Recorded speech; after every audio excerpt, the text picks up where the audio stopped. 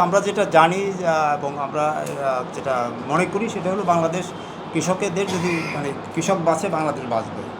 তো কৃষকের বাঁচানোর যে একটাই মতো পথ সেটা হলো কৃষকের যে উৎপাদিত ফসল এটা লাভজনক দাম তাদেরকে দিতে হবে। লাভজনক দাম না দিলে আসলে কৃষক আমরা দেখছি যে দীর্ঘদিন যাবতেই এই কৃষক ধান উৎপাদন করতে গিয়ে অর্থাৎ কৃষিকাজ করতে গিয়ে তার উৎসাহ হারিয়ে ফেলছে। যেহেতু প্রতিনিয়ত সে তার উৎপাদিত ফসল লাভজনক দাম তো পাচ্ছেই না, বরঞ্চ যেটা খরচ হচ্ছে সেটা আসলে পাচ্ছে না।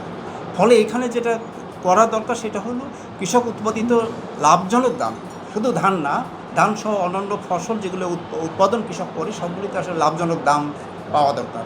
এবং লাভজনক দামের জন্য সেখানে কৃষি ঋণের ব্যবস্থা করা, সেখানে তাদের বাজারটা নিশ্চিত করা, যাতে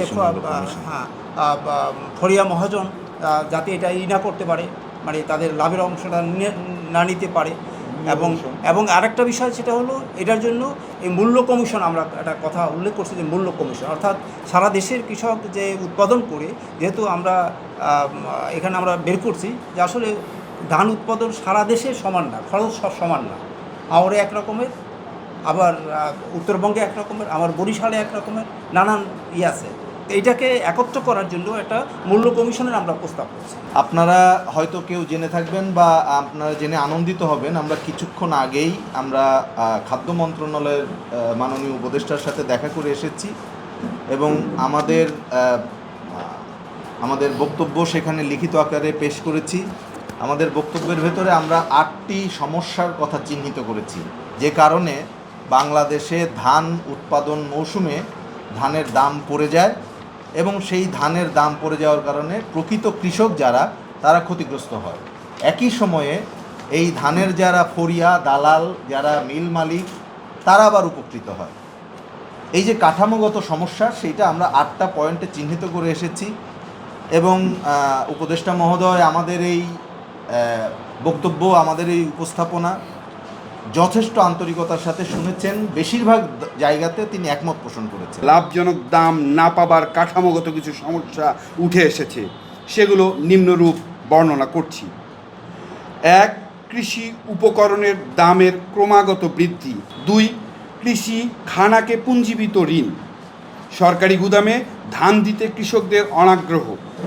ধান সংগ্রহে কর্মকর্তাদের অনাগ্রহ।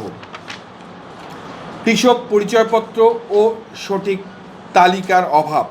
কৃষকের গলাঘরে শস্য সংরক্ষণ ক্ষমতা হ্রাস। কৃষি পণ্যের পরিবহন ব্যয় অত্যাধিক। গ্রামীণ ছোট চাঁতাল ও ধানের মিল কমে যাওয়া।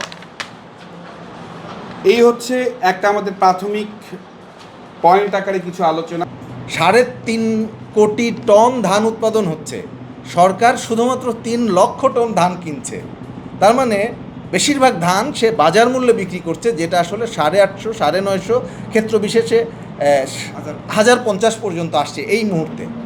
এর বেশি কিন্তু ধানের দাম পাচ্ছে না।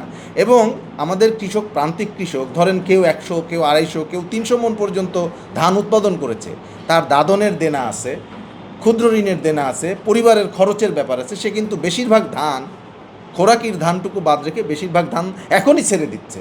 তার মানে কি, সে আসলে উৎপাদন খরচের চেয়ে নিচে তার ধান ছেড়ে দিতে বাধ্য। এবং এইটা বাধ্য হয়ে তার কিছু করার নাই, কারণ এটা কাঠামোগত পদ্ধতি। এই পদ্ধতিতেই তাকে ধান বিক্রি করতে হবে। কৃষক ন্যায্য মূল্য পাচ্ছে না, ন্যায্য তো দূরের কথা, সে লস করছে। আপনি যদি ব্যবসা চিন্তা করেন, এটা যদি একটা দর্জির দোকান হতো, সে কখনো কাপড়ের দাম, সুতার দাম, বোতামের দাম সব মিলে যে টোটাল কস্ট, এটার নিচে কোনো দিনও বিক্রি করতো না, কিন্তু কৃষক বিক্রি করতে বাধ্য।